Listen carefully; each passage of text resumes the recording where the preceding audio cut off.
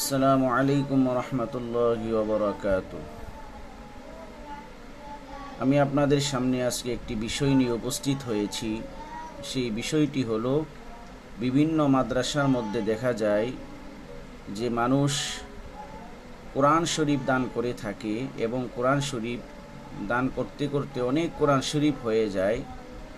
এরপর দেখা যায় মাদ্রাসার মুহতামিম সাহেব অথবা মাদ্রাসার কর্তৃপক্ষ সেই কোরআন শরীফগুলিকে বিক্রি করে এটার টাকা মাদ্রাসার লিল্লা বোর্ডিং বা অন্যান্য খাতের মধ্যে এটাকে ব্যয় করে। এটা কতটুকু সহি?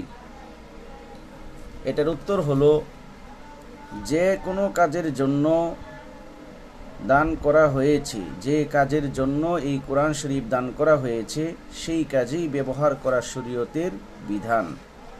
দানকৃত বস্তু অন্য খাতে ব্যবহার করা জায়েজ নয়।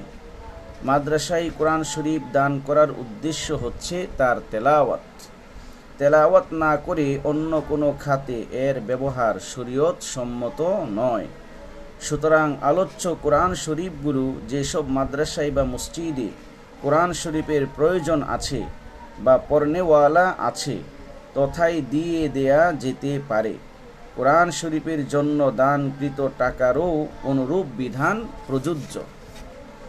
এটার দলিল হলো যে ইমদাদুল ফতুয়া 2 নম্বর খণ্ড 596 পৃষ্ঠা এবং ফাতোয়ায়ে হিন্দিয়া 3 নম্বর খণ্ড 312 পৃষ্ঠা।